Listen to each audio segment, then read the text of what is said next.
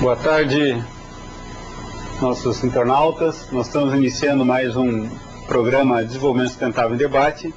Hoje tendo a satisfação de conversar aqui com a professora Zilá Mesquita, que é professora da Escola de Administração, é geógrafa de formação, com mestrado em Planejamento Urbano e Regional e doutorado em Ciências, ênfase em Geografia Humana pela USP. A professora Zilá tem como sua linha de pesquisa aqui na Escola de Administração, no programa de pós-graduação em Administração, a sustentabilidade em redes e associativismo. Mas hoje nós vamos conversar com a professora Zilá sobre a questão das cidades sustentáveis, o que aprender no Ano Internacional da Água Doce. Então eu queria agradecer a Zilá por ter vindo aqui conversar conosco, agradecer também ao Marcelo, que está aqui como debatedor, a equipe da IATV, e nós então iniciaríamos pedindo para você nos contar um pouco o que são cidades sustentáveis e o que é esse trabalho que você vem desenvolvendo aí sobre esse tema. Bem, em primeiro lugar, obrigada, Luiz Felipe, por essa oportunidade de trazer e de justificar o porquê como é que esse tema entra aqui num programa de desenvolvimento sustentável. Em primeiro lugar, nós estamos no ano 2003, é o Ano Internacional da Água Doce. Esse evento está sendo, inclusive,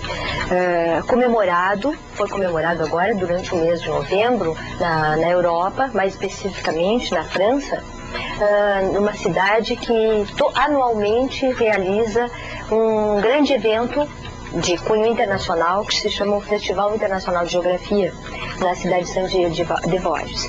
E essa cidade, ao congregar os participantes desse congresso internacional, elegeu este ano como tema o Ano Internacional da Água Doce, que é também patrocinado pela ONU, né? Bom, essa temática, ela tem uma importância vital para as cidades. E nós vamos ver isso mais adiante. Não sei se para a introdução, isso aqui... Não? Posso falar um pouquinho mais? Claro, por favor. Bom, então, por que água doce, né? Se nós olharmos, nós tivéssemos o privilégio de olhar como estiveram os viajantes do espaço, né, os internautas e as pessoas que viajam, enfim, no espaço, olhar a Terra de longe, nós veríamos um grande planeta azul. Esse planeta azul, a Terra, parece mentira. Se nós olharmos as porções de terra e as porções de água, vai parecer à primeira vista que há uma imensa quantidade de água em proporção à Terra. Interessante, entretanto, e paradoxal, é que esse planeta azul, visto lá pelos astronautas, né, de tão longe, ele é pobre em água doce. Por quê? Porque apenas 2,6% do conjunto das águas do globo estão disponíveis a recursos acessíveis, né, em água doce. Isso quer dizer o quê? Cursos de água, rios, né, lagos, lençóis subterrâneos, correspondem a 0,025% das águas do planeta. Ora, se esse bem que aparentemente tão farto, olhando a uma escala de distância do planeta, e se nós aproximássemos essa nossa lente e entrássemos nos continentes, né, nós veríamos essa escassez de água. Bom, qual é a importância dessa água doce? Ela é hoje, ela joga um papel estratégico em termos internacionais. Como é que isso se efetiva? Se nós víssemos, eu posso apresentar aqui uma lâmina, que eu acho que ilustra melhor? Então vamos ver. Isso aí já passou. Por que a água é um desafio decisivo para o desenvolvimento da humanidade? Bom, em primeiro lugar, porque do seu controle, estocagem, canalização e distribuição nascem rivalidades entre comunidades, entre coletividades territoriais. Haja vista o que acontece nas áreas periféricas aos desertos, nas regiões semiáridas, né? Nós no Brasil temos o interior do Nordeste como uma região semiárida, em que os litígios e a escassez de água provocam litígios territoriais. No caso de estados, né, se nós ampliarmos para uma visão mais internacional, nós vamos ver que é um desafio político. Todos nós, quando lançamos nosso olhar para o Extremo Oriente, né, os países árabes, a Palestina, nós vemos os conflitos políticos. Mas se nós aprofundarmos um pouco o nosso olhar e formos nos questionar sobre as causas, nós pensamos, em primeiro lugar, em petróleo, não é? Além do petróleo, existe um outro recurso importantíssimo para essa região, que é o recurso hídrico. Então, é por isso que os recursos hídricos hoje desafiam, por exemplo, significam para países como o Líbano, a Síria e Israel, um desafio político no controle desses recursos, né? Porque são o provimento em termos de alimentos, de agricultura, nesses países a água é vital. Do ponto de vista das empresas, né, a gente pode pensar, não, mas o interesse principal na região são os polos petroquímicos, as fábricas de papel, o saneamento nas áreas urbanas, são outras facetas em que a água assume um papel estratégico de relevo e de importância internacional, em qualquer país do mundo, né? Acho que isso aí já se serviria para justificarmos um pouco, né, a importância disso. Ora, o que resulta daí? Resulta que controlar a água é afirmar o seu domínio sobre os povos.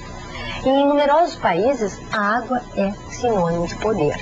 Essas palavras não são minhas, Felipe. São de Christian Pierret, que é presidente fundador deste Festival Internacional de Geografia, ex-ministro francês e prefeito dessa cidade que anualmente recebe esse congresso internacional, né? Saint-Dié-de-Vosges. Mas há uma outra afirmação que também me chamou muito a atenção e que por isso eu trouxe aqui para essa palestra, que é a afirmação de Michel Candeçus, presidente do Festival Internacional deste ano, em Saint-Dié-de-Vosges, que diz o seguinte: mais de uma pessoa em 3 no mundo, neste início do 3º milênio, sofre em sua vida e na sua dignidade do problema da água, dada a negligência e as desigualdades no acesso a ela. Isso talvez... Então, como é que essa questão pode atingir as cidades, né? Talvez para nós, brasileiros, a coisa não fique assim tão clara, porque nós temos o recurso hídrico nas nossas cidades, pagamos pouco por ele, não é? Pagamos uma quantia quase que irrisória e não nos damos conta que em outros países do mundo, como a Itália, e o Fórum Social Mundial de 2001 mostrou isso, acentuou esse aspecto, algumas cidades italianas estão pagando duplamente pelo recurso água. Um fórum importante que aconteceu dentro do Fórum Maior do Fórum Social Mundial foi um debate sobre a questão da água, né? Porque estiveram várias personalidades e pesquisadores europeus e eu me impressionei muito com o relato de um italiano sobre cidades do norte da Itália que tinham, como nós temos aqui no Brasil, na maioria das cidades, o recurso hídrico disponível a um preço cômodo, modesto e até irrisório, nós podemos dizer. Bom, o que aconteceu nessa cidade do norte da Itália? Se não me engano é Siena, mas não tenho absoluta certeza. De toda forma, o que aconteceu? A prefeitura acabou, nesse processo de privatização que ocorre no mundo, acabou, digamos, privatizando o serviço de água. E a água passou para uma empresa privada que passou a não só canalizar, mas a engarrafar a água e depois revender para a prefeitura que vendia para os cidadãos. Então vejam assim, o processo político que eu falava anteriormente, que se dá, o nível assim estratégico que a água assume. Primeiro eu mostrei a nível internacional, mas veja assim em termos de cidades. O que significaria para nós, com a distribuição de renda que temos nesse país, no nosso país, com as desigualdades de renda, se a água sofresse um processo como este, né? Quais seriam as consequências, independente das consequências físicas? Né? Sim. Claro, só te fazer uma pergunta. Nós tivemos aqui nesse programa uma pessoa do DEMAI, a engenheira Odete Vero, em que ela fez alguns comentários sobre esse processo de privatização da uso, exploração do serviço de água, né, e que em alguns países já está havendo uma reversão, né? Locais que foram privatizados hoje estão sendo de novo estatizados, né, em função do que as empresas não obtiveram o retorno esperado ou não estão prestando um serviço de boa qualidade, né? Então eu queria te perguntar assim, qual é a relação assim, ou qual é o papel que o Ministério da Cidade está desenvolvendo nesse sentido, assim, vamos dizer, estimular cidades mais sustentáveis? Bem, em primeiro lugar, em relação à água, qual é a importância e a ligação? Acho que foi oportuna a tua pergunta para fazer uma ligação exatamente o que tem a ver com a sustentabilidade em cidades, né? Bom, além do abastecimento mesmo de água que todos temos nas cidades, há uma questão importantíssima a ser pensada, que é o seguinte: nós, se pensarmos só em termos de Brasil, nós somos hoje mais de 80% de população urbana nesse país. Ora, o que isso significa? Significa que há uma concentração enorme de população nas cidades, né? Ora, os recursos hídricos, né, eles, digamos, devem estar à disposição dessa concentração enorme de população no ambiente urbano, né?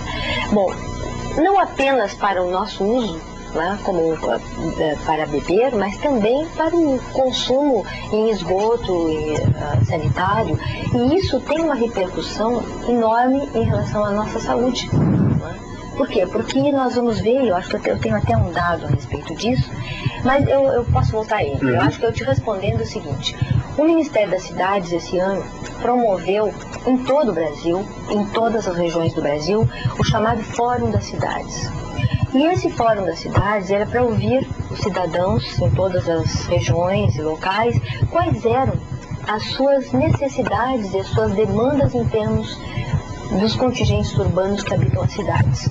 Ora, nós sabemos que a rede urbana brasileira ela é bem diferenciada, né? Nós temos cidades enormes, como São Paulo, que correspondem até a megalópolis como o México, a cidade do México, né? E que tem problemas de poluição enormes e de abastecimento, né, em recursos não só hídricos, mas sanitários e tudo mais. Então, para prevenir, uma ação preventiva nesse sentido, é que o Ministério das Cidades esse ano está buscando ouvir os cidadãos em todas as regiões do país. Terminaram esses fóruns, eu até participei de um em Porto Alegre, como moradora dessa cidade, como cidadã. E num dos fóruns regionais, no interior do estado, me convidaram para exatamente alertar sobre essa questão da sustentabilidade em cidades. E uma das questões mais debatidas pelos engenheiros e pelas pessoas que trabalham nas prefeituras das regiões, por exemplo, como da Quarta Colônia, no interior do Rio Grande do Sul, ao norte, foi exatamente a questão do esgoto sanitário, né? Dos problemas sanitários que se apresentam, porque os mananciais de água, né, eles estão sendo, digamos, deteriorados pelo lixo urbano, pelos esgotos, a ocupação, não é, inadvertida das vertentes, né, pela questão do uso inadequado da água, pelo atirar o lixo urbano nessas vertentes, que acabam poluindo e trazendo consequências graves, não só para nós humanos, mas como para a flora e para a fauna, né? Aliás, a respeito disso, Luiz Felipe, tem uma experiência bem interessante aqui em Porto Alegre, não sei se tu conheces, que é na Ilha da Pintada. Não sei se tu já ouviste falar. A Ilha da Pintada, a experiência é o seguinte, é que os pescadores da Ilha da Pintada, eles estão fazendo um mutirão ecológico de coleta do lixo que é depositado no delta do Guaíba.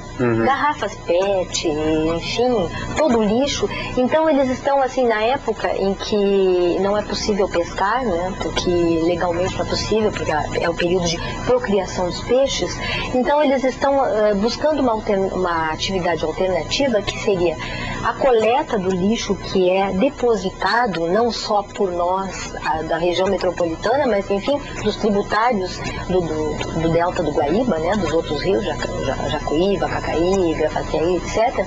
Então eles estão fazendo uma coleta em torno das ilhas, trazendo esse lixo urbano com o auxílio de uma ONG de Gravataí, e eu fui mesmo conhecer essa experiência, trazem aqui para a Ponta do Guaíba, e ali essa coleta, eles querem trocar disso aí, inclusive esse lixo coletado, essas garrafas PET, por nesse período em que eles inclusive estão desocupados, não têm uma outra renda, eles querem vender, né, inclusive para os supermercados e para, enfim, as fábricas que se interessem pela reciclagem desse material, com esse propósito de conscientizar os moradores urbanos, o pessoal que vai ali na ponta do gasômetro, mas e também de obter uma renda. Então imagina só tu que ao mesmo tempo esse lixo urbano, digamos, depositado no recurso hídrico, pode servir como uma fonte de renda para esses pescadores. Então me parece uma... Isso não estimula as pessoas a jogarem mais lixo, né? Não, pois é, ao contrário. Não dá mais renda Isso, não, ao contrário, mas é um processo de conscientização. Claro. Eles mostram, inclusive, que estão fazendo até o seu artesanato a partir de escamas de peixe e outras coisas ali, não é? É um processo de conscientização, mas... Mas o Marcelo tinha uma questão para fazer? Só um comentário. O tema aqui, no caso, é mais específico sobre cidades sustentáveis e foi citado no Ministério das Cidades, mas se está abordando bem a questão da água doce, né? E tu comentou que 80% da população brasileira é urbana, já vive em cidades.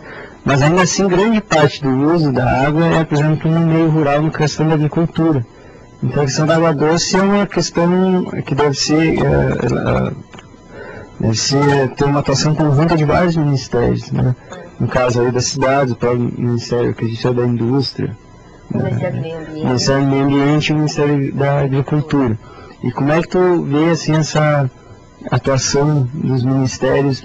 Porque muitas vezes o Ministério da Agricultura passa uma ideia assim, de que é questão bem produtiva, assim, de ter que produzir. Então, como é que vê essa atuação em relação ao tema da água, da água doce? Olha, é bem oportuna essa tua pergunta, porque eu acho que no Brasil algo que se necessita e se espera que essa retomada, que agora haja uma tentativa de integrar políticas públicas, não é? Na verdade, o que se vê é que o Ministério do Meio Ambiente é que tem alertado para essa questão da sustentabilidade como um todo, e inclusive trazendo um olhar mais reflexivo sobre as cidades, né? Mas eu acho que é importante a tua pergunta, porque eu acho que hoje não se pode mais fazer aquela cisão cidade-campo, né? Na verdade, se nós fôssemos ver todo o período do êxodo rural, né, em que, em primeiro lugar, tens razão, porque, por exemplo, os agrotóxicos são poluidores também dos mananciais, não é? E, portanto, podem nos atingir a nós urbanos, não é? Pelos mananciais, pelos rios que vêm, não é? ao poluir as suas cabeceiras, não é? Então, há muitos cuidados a serem tomados do ponto de vista físico, vamos dizer. Do ponto de vista das políticas públicas e até do que está acontecendo na realidade, nós podemos assim, observar que há uma integração cada vez maior entre cidade e campo. Né?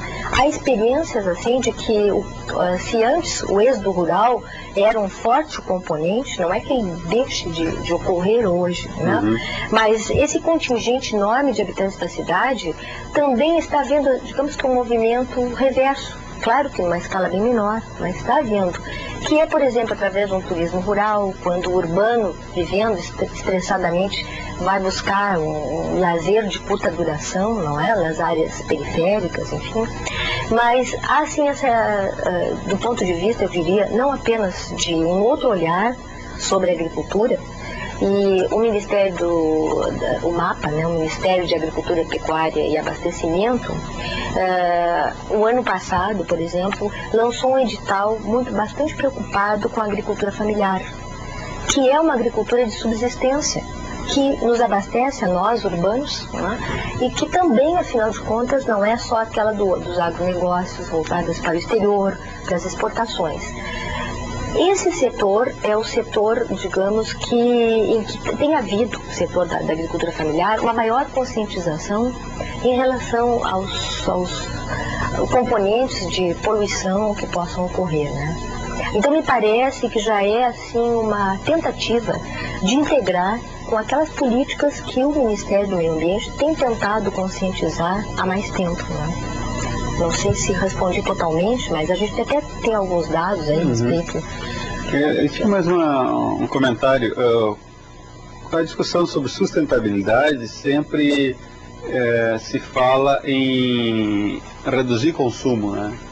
E reduzir consumo aqui no nosso tema de hoje, reduzir consumo de água doce, é uma coisa difícil, né? Porque como você falou, no Brasil a água é muito barata, então as pessoas não têm, só se fala em reduzir consumo na hora que tem seca, né? Que daí, bom, vai faltar mas no dia a dia parece que a água é uma coisa que a gente não precisa se preocupar.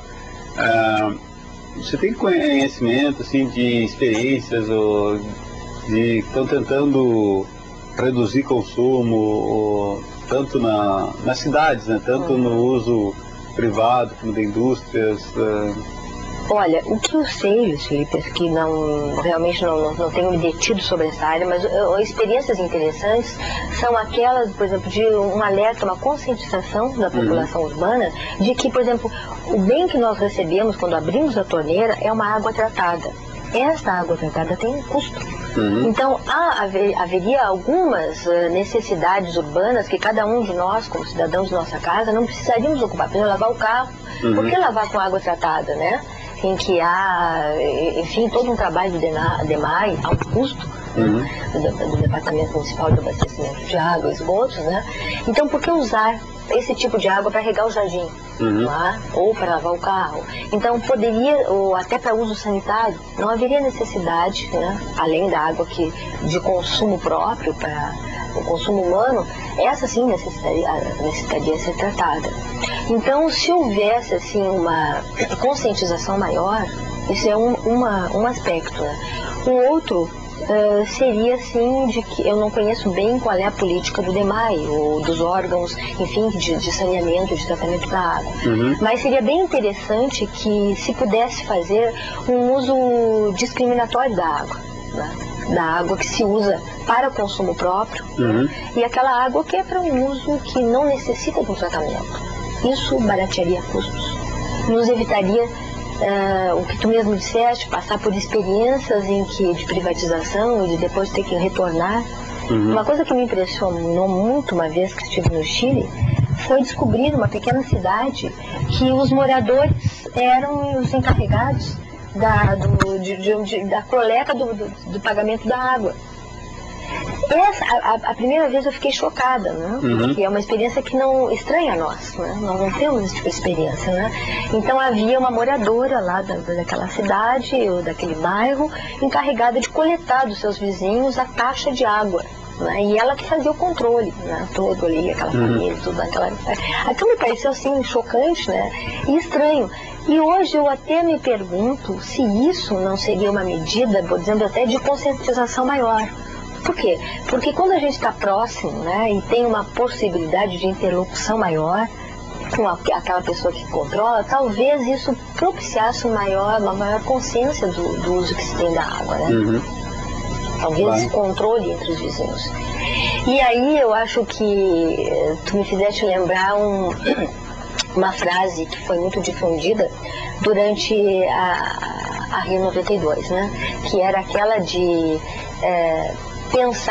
de agir localmente e pensar globalmente, lembra, né? Sim. Bom, é interessante que, claro, eu acho que a gente tem que agir localmente, em termos de consciência, né, em relação a esses recursos, nas nossas cidades, onde moramos, mas eu acho que hoje nós temos que também pensar localmente, até para ter junto aos organismos internacionais, né, alguma vez e voz, para mudar essas políticas e dar maior realce a esse papel estratégico dos recursos naturais, né?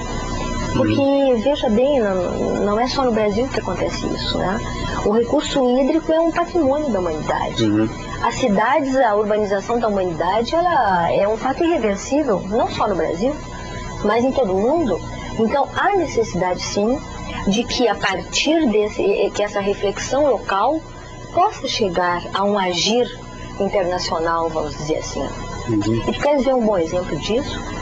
Está no princípio da precaução, não é? Que tem sido, inclusive, nesse último Fórum Mundial, Fórum Social Mundial, foi assim bastante frisado a necessidade de que tanto sobre organismos geneticamente modificados. Podia dar uma explicadinha o que é o princípio da precaução?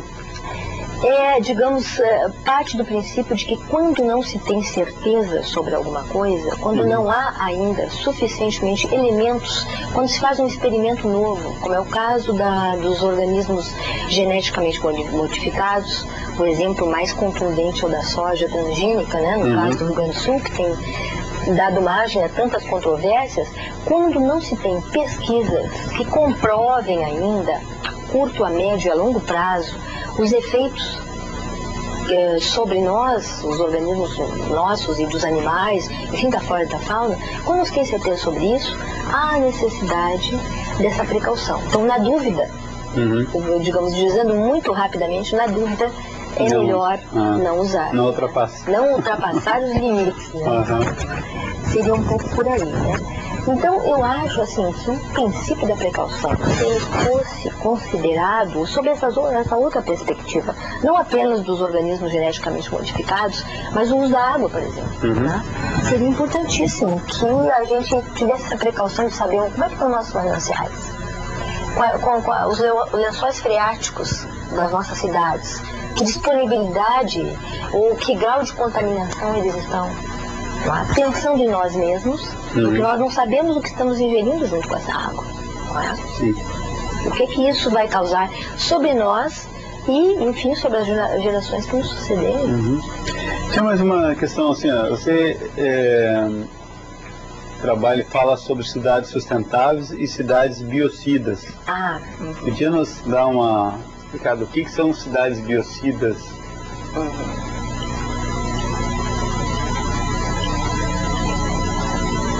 Bem, a partir da Rio 92, né, Conferência Internacional do Meio Ambiente, que ocorreu em 92 no Rio, e de uma outra conferência da ONU, a Conferência do Habitat 2, que é exatamente sobre a questão das cidades, começou a haver uma discussão muito interessante a respeito de cidades biocidas. Esse termo foi trazido por um biólogo chamado Girardet, em 1989.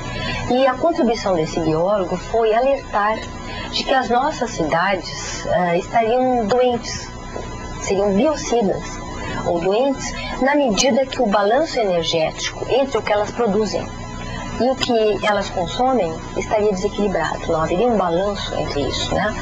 Então, essa ideia de cidades biocidas mostra que as grandes megalópolis, como eu já mencionei, México, São Paulo, Calcutá, Nova York, enfim, elas são verdadeiras usinas de consumo de energia, né?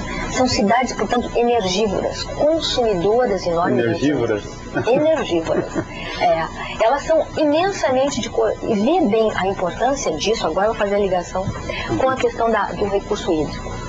O que nós, Brasil, temos como recurso natural importantíssimo? Nós temos cursos d'água como poucos países no mundo têm, fora os grandes rios africanos, né? O Rio Amarelo na Ásia, talvez, né? Mas o que então esses nossos recursos hídricos, digamos, orientam, aí tem a questão que tu me perguntaste das políticas públicas, orientam para uma política energética de aproveitamento desses recursos hídricos, o que é racional e lógico, né? Bom, aí vem a importância do recurso hídrico enquanto uma fonte de abastecimento de energia e com outras consequências sobre o meio ambiente, não só urbano. No momento que se estabelecem barragens, né, e que se modifica o curso desses rios, nós estamos também atuando, intervindo sobre a natureza, sobre a fauna, sobre os peixes que habitam naquele manancial, aquela bacia de recursos hídricos, e nós estamos alterando esse ecossistema, Luiz Felipe. Isso é que eu acho que é importante, que vai um pouco além da questão da cidade biocida em si. Em primeiro lugar, ela é energívora, ela vai buscar fontes de energia, né? Nós vamos consumir mais energia elétrica. Como nós temos grandes mananciais, o lógico seja que o Ministério da Energia vai direcionar e vai incentivar o uso desse recurso, né? Como as cidades estão cada vez crescendo mais, nós somos mais de 80% de habitantes urbanos, é natural que essa energia vá, por consequência, trazer também esse acréscimo a tornar as cidades biocidas, né? Ou doentes, né? Do ponto de vista da sustentabilidade urbana, né? E como se faz para remediar ou curar uma cidade doente? Pois é, eu te diria o seguinte, que mais fácil é prevenir, né? Eu seria muito mais pela uma medicina preventiva do que uma curativa, porque no Brasil houve, né, desde a década de 70, por exemplo, políticas, tentativas de distribuir melhor as cidades do país. Aliás, não só nós, a França teve uma política assim, né, que é um país muito centralizador em torno de Paris, né? A rede urbana francesa é muito concentrada, né? Tudo converge a Paris, né? Nós temos as grandes cidades e temos as nossas cidades, até por uma questão histórica de povoamento, ao longo do litoral, né? Então os grandes aglomerados urbanos se fizeram nessa área, nessa região. E depois, com Juscelino, aquela marcha para o oeste, né, a construção de Brasília, houve uma interiorização. Né? Mas essa interiorização se deu muito, agora sim, pelo que tu me perguntaste, muito em termos de frentes pioneiras em relação à agricultura, não é? Do cultivo, enfim, isso sem falar nos aspectos históricos, dos ciclos econômicos, né, do cacau, da cana, etc. e tal. Não vou entrar nisso aí. Mas o que acontece é que há essa necessidade, então, de se pensar a rede urbana brasileira com, digamos, políticas distintivas, eu diria assim, para segundo porte das cidades, né? Retomar essa política, que já houve cidades de grande porte, cidades de médio porte e cidades de pequeno porte. Quer dizer, que políticas serão consideradas para esses níveis, essas escalas de cidade, né? E como, digamos, incentivar, não é? Porque acho que estancar o êxodo rural, assim, ninguém pode colocar uma porteira, uma muralha em torno das cidades, né? Fazer com que as pessoas não venham mais. Talvez o prefeito daquela cidade, da grande Curitiba, tem que fazer alguma coisa. Aquele que essa semana ele redigiu um projeto de lei lá que expulsando os homossexuais da cidade, né? Então talvez ele fosse alguém capaz de tentar pôr uma porteira na entrada da cidade. Mas voltando um pouco antes, quando falou dos usos da água no meio urbano, assim, falou um pouco sobre assim, de classes de água para diferentes usos, né? Por exemplo, do uso de beber mesmo, o uso para lavar roupas. Isso implicaria em uma total mudança na nossa arquitetura, na arquitetura das construções, né? Teria que ter dois reservatórios, tem que ter duas redes. Ou reaproveitar a água da chuva, né? Da chuva, de qualquer maneira teria que ter. E, por exemplo, o Ministério das Cidades, que estamos falando, ele tem feito algumas projetos assim, de crianças da reurbanização de uma área aqui de Porto Alegre, que ainda teve um ministro numa vila que ele entregou ainda agora um loteamento. Assim. Já tem algum desses conceitos sendo aplicados pelo Ministério das Cidades? Olha, esse ano de 2013, eu te diria o seguinte, acabaram agora essa série de fóruns, né, locais, regionais, né, buscando as regiões, várias regiões dos estados brasileiros, né, e depois houve uma conferência agora em Brasília, né, acho que foi há pouco tempo, recentemente, não sei se há 2 semanas ou 3. Eu, na verdade, eu não sei os resultados dessa conferência nacional que juntou as reivindicações de todas as conferências locais e das conferências regionais e estaduais, né? e foram levados a Brasília. Eu realmente não acompanhei, eu não poderia te dizer, não é? Porque não estou a par, mas imagino que esse conjunto de reivindicações, enfim, que vieram das várias regiões do Brasil, constituirão um insumo, sem dúvida, para uma política pública para os próximos anos. Eu, pelo menos, assim espero. Né? E que seja uma política integrada. Né? Só, presidente, até nas regras de financiamento habitacional, grande parte é recurso da Caixa, assim, que se tem esses conceitos sejam levados em conta para financiamento. Eu queria te perguntar algumas coisas assim quando a gente começa a observar onde é que estão as grandes cidades hoje no mundo, né? Bom, tem Tóquio, acredito até que a Cidade do México seja maior hoje, né? Bom, tem Tóquio, tem Nova York, tem São Paulo, mas houve questão de décadas, assim, poucas décadas, um inchaço, né, e não é mais a cidade, é a região metropolitana, né, de São Paulo, que passou assim de 11 milhões para 20 milhões, em acredito, coisa de 2, 3 décadas, né. Bom, mas isso ocorre em alguns países, não ocorre em outros. E aí eu estava lembrando de um exemplo, de uma entrevista que eu li, quando teve a Copa do Mundo de Futebol na Alemanha, não essa, a próxima está na Alemanha, a última Copa na Alemanha, então eles estavam planejando os estádios de futebol, né? E aí foi proposto fazer um grande estádio, tipo uma Maracanã, assim, em Berlim. Daí o presidente da federação disse: não, nós não queremos um estádio grande numa cidade, a gente quer estádios médios em várias cidades, né, para que não todas as decisões não sejam feitas nesse grande estádio, né. Então isso eu acho que elucida um pouco assim aquela concepção. Nós não queremos concentrar num local, né, um grande, que lá vai ser o centro das decisões. E se a gente observar as cidades na Alemanha, tem várias cidades, não tem nenhuma grande cidade, né, assim, acredito com mais do que 7, 8 milhões de habitantes. Tem Berlim, tem Hamburgo, Munique, Colônia, várias cidades grandes, mas nenhuma grande metrópole, né? E acho que isso é fruto de uma política, assim, de não vamos concentrar em algum lugar, vamos, né?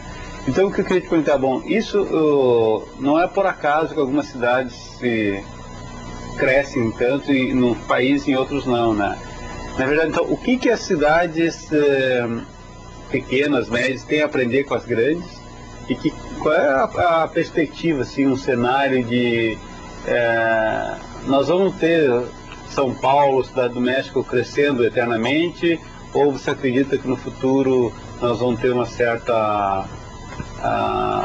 como eu diria assim, as pessoas vão preferir morar em cidades médias, pequenas, com melhor qualidade de vida, uma coisa assim? Olha, a tua longa pergunta mereceria... É mais uma palestra do que o... Não, mas é bom, porque assim eu sou muito falante, senão eu fico falando demais aqui. Mas eu acho que mereceria 2 observações. Quando tu falavas, a primeira coisa que me ocorreu é o seguinte: olha, nós compararmos qualquer país europeu com qualquer país da América, né? E aí eu incluo as 3 Américas. Sim. Já é assim alguma coisa que é como comparar laranjas com bananas, digamos assim, né? Por quê? Porque são experiências históricas totalmente diferentes, né? A Alemanha, que tu citaste, assim como a França, os outros países, passaram por um processo de urbanização, Felipe, que levou séculos, né? Agora, se nós pegarmos ali, olha, considerarmos que o fim do feudalismo fosse ali pelo século XII, né? Imagina que a modernidade vai entrar ali pelo século XVI, né? Quando o Brasil está sendo descoberto. Então vê bem, ó, 13, 14, 15, 3 séculos de urbanização, um lento processo de gestação das cidades europeias, né?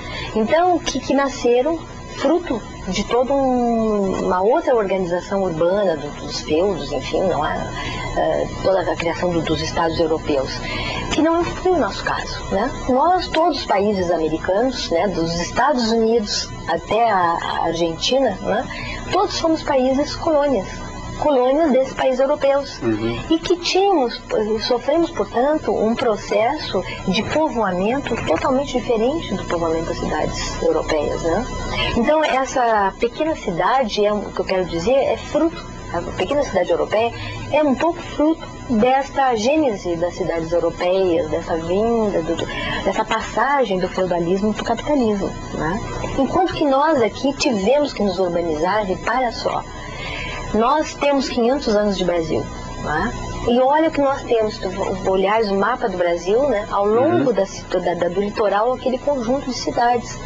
E o que houve foi um crescimento, né, ao longo desse litoral. O povoamento se deu muito mais para explorar esses recursos naturais que tínhamos. E não foi só no Brasil, né? Foi em todos os países latino-americanos e até os próprios Estados Unidos, né? O primeiro olhar do europeu foi para isso. Então não havia uma preocupação com essa questão assim do tamanho da cidade, do dimensionamento. Fazendo um corte no tempo e voltando para o presente, a situação ficou um pouco... A situação dada que nós temos hoje é dessa megalópole gigantesca que é São Paulo, né? E o trabalhar é como assim, é como ter que fazer uma cirurgia urbana, né? Se nós fôssemos usar uma metáfora, né, humana de agir sobre o urbano como se age sobre um corpo humano. Então, é claro que é muito mais difícil remediar do que curar, né? Há sim, e aí tu tens razão, eu te dou razão, há esse movimento meio assim, embora em pequena escala, mas há. E o próprio estado de São Paulo, é interessante ver que além da região metropolitana de São Paulo, há uma expansão do urbano para pequenas e médias cidades do interior. Aquela área, por exemplo, aquela região toda de plantio de suco de laranja, que exporta até para os Estados Unidos, né, é formado por médias cidades, né? Então, cidades em que a convivência, digamos, a habitabilidade é muito maior. São cidades em que a qualidade de vida é melhor, né? Então eu acho que o que a gente poderia era garantir, não é, com políticas públicas e essa criação de incentivos, né, ou de locos, de fontes econômicas em cidades de médio porte, não de pequeno, mas talvez de médio, que atraíssem investimentos e, claro, e, portanto, habitantes urbanos para essas cidades. A outra grande questão, que tu não tocaste, mas eu vou trazer, que eu acho que é atuar sobre o rural, né? E eu acho que esse olhar incentivando a agricultura de subsistência, a agricultura familiar, eu mesma estou me voltando para pesquisa nesse setor aí, porque eu vejo como uma saída, Luiz Felipe, até de distribuição de renda no país. E não pensar apenas o rural como o agrícola, né? Exatamente. Em questão de uns 2 anos, vi uma palestra do Inácio Sachs que ele comentava disso, de não pensar o rural apenas como agrícola, que tem toda uma parte de lazer, de serviços que tem que tem que ser desenvolvida no espaço rural. Muito oportuna a tua questão. Pelo seguinte, eu estava me lembrando que há estudos, o professor José Graziano da Silva, por exemplo, da Unicamp, hoje ministro, né, do governo do país, ele tem uma linha de pesquisa lá no Unicamp, né, que mostra a questão da pluriatividade. Está mostrando essa mudança do campo no Brasil hoje, né? É uma linha, inclusive a divergência, o professor Elinda Veiga pensa diferente, enfim, em termos de urbanização no Brasil, mas o importante a reter é o seguinte, que hoje no campo não está só o agricultor. Ou o agricultor não é só agricultor, seria melhor dizendo assim. Tu queres ver um exemplo? Eu, há tempos atrás, tive uma oportunidade de entender melhor esse conceito de pluriatividade no campo, porque eu conheci um mestre de obras que trabalhava aqui na região metropolitana de Porto Alegre e depois resolveu comprar terras lá em Mato Grosso e sair daqui. Ele morava em Sapucaia aqui. Ele vendeu seu carro, foi para lá com a família, primeiro comprou terras, né? Fez um pé de meia, comprou terras, uma poupança, comprou terras, vendeu seu carro, comprou um trator lá e foi trabalhar lá, na sua terra. Então ele plantou durante um determinado tempo e, enquanto esperava o crescimento da colheita, ele trabalhava na construção civil.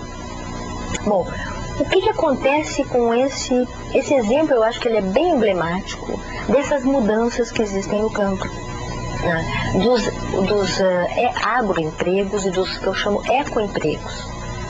O que seriam ecoempregos?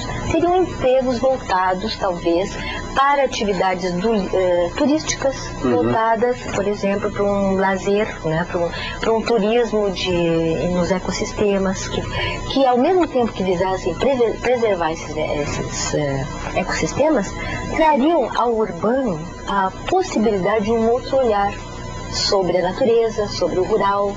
Não é?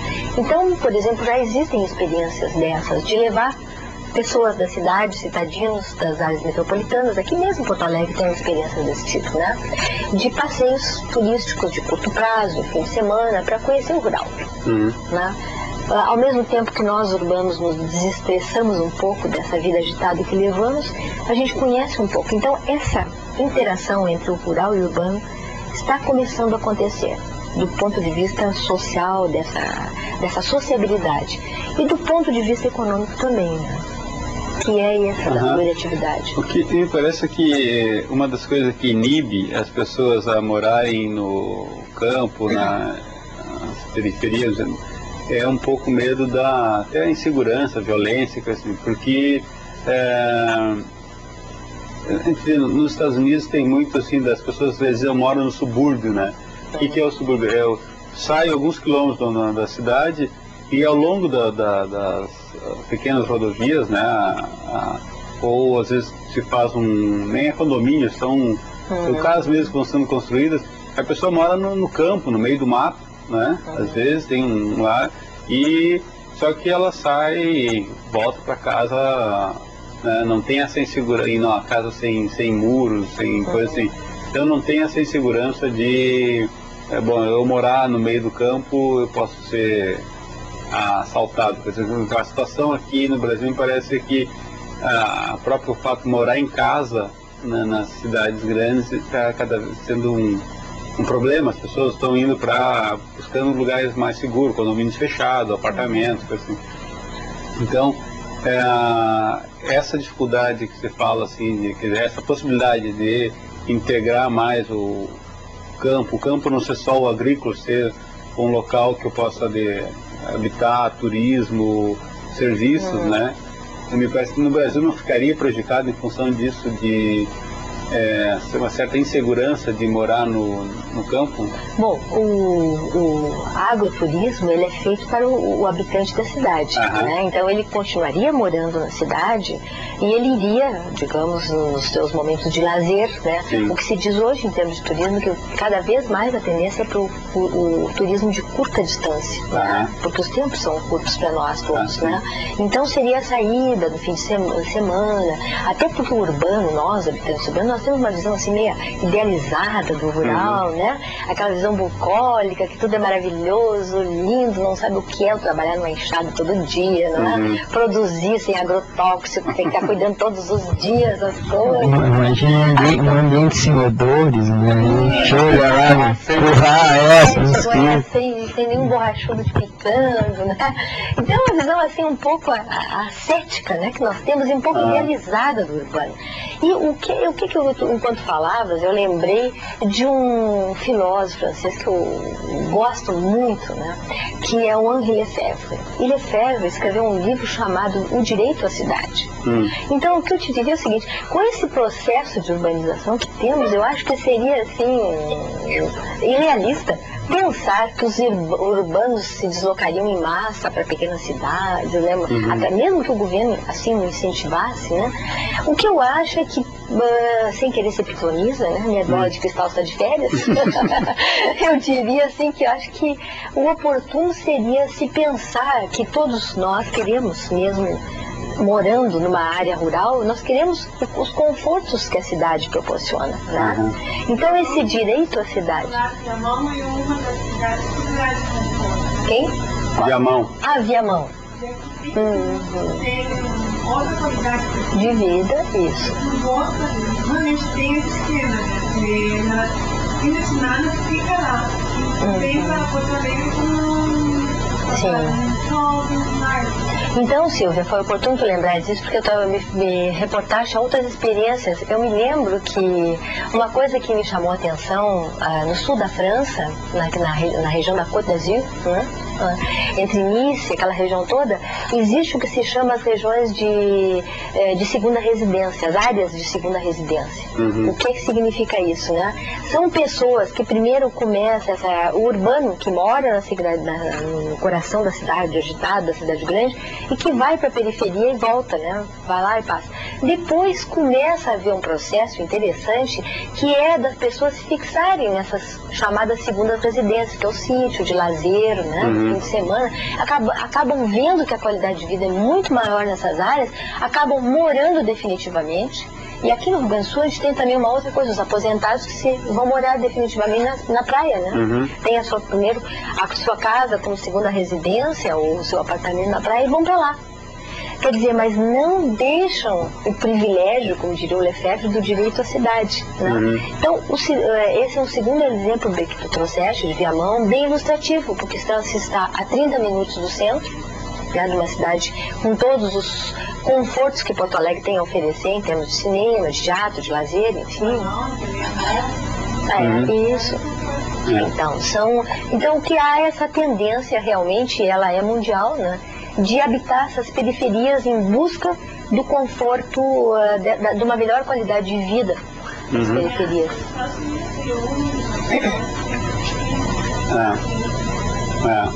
Mas infelizmente nós estamos chegando ao final do nosso programa e antes de encerrar, passou rápido, né? Tinha tanta coisa para ir lá falar, mas eu gostaria de ver se o Marcelo tem mais alguma pergunta e também se a Zilá pode dar fazer um fechamento, assim, quer dizer, o que a gente pode esperar das nossas cidades, o que nós começamos falando de água doce, né, e acabamos focando mais nas cidades aí, mas nós vivemos infelizmente numa cidade que tem um lago, né, água não é Porto Alegre não é o maior problema, nosso problema é a qualidade da água, né? Mas em termos de Brasil, assim, como é que você poderia nos dar um panorama, perspectivas assim de água nas cidades? Vai ser um problema ou já é um problema em algumas regiões? Eu diria que já é um problema e eu acho que até gostaria de alertar para a questão, frisar em termos assim bem práticos, a questão assim mais evidente, a questão dos esgotos sanitários, né? Que as cidades, por serem biocidas, como eu disse, também não só em consumo de energia, mas também no que elas trazem de detrito, né? Para o meio ambiente, isso significa assim, realmente um problema imenso, né, em termos de custos. Então há uma necessidade, eu acho assim, eu diria, em termos, eu fecharia com uma ideia como essa, que eu acho que revendo a Rio 92, além de se buscar agir localmente e pensar globalmente, a gente teria que começar a fazer um pensamento reverso também pensar localmente, né? Trazer essa consciência ao cidadão, aquele que, como se Lefebvre diz que nós temos direito à cidade, nós temos que fazer dessa cidade o melhor possível nas condições que se apresentam hoje, né? Então haveria necessidade naturalmente de políticas públicas, mas eu acho que isso não isenta a nós todos, como cidadãos, de pensarmos na necessidade de tomarmos consciência de que nós somos nesse planeta. Nós não somos os reis da criação, né? Essa visão etnocêntrica que sempre tivemos, né? Em relação à natureza, de uma certa subordinação da natureza a nós, né? Mas que a necessidade que cada um de nós, no consumo que fazemos dos bens, seja a água, seja dos recursos naturais que estão à nossa disposição, né? A refletirmos e a fazer uma reeducação. Olha, em termos práticos, Luiz Felipe, tu que tratas com isso, né? E que colocaste aqui na escola uma atividade de reeducação ambiental, né? Nós, né? Mas com essa separação do lixo seco, por exemplo, né? Que eu acho que é uma prática que práticas desse tipo deveriam se estender, né? No conjunto das cidades. Todos nós, o que eu quero dizer é que todos nós temos graus de liberdade, temos uma parcela de ação, né? E uma parcela de responsabilidade. Portanto, todos nós podemos separar o nosso lixo seco, talvez usar menos plástico, não é? E ter atividades desse tipo. Então, há ações individuais e ações coletivas, né? Participar de fóruns como esse, das cidades sustentáveis, né?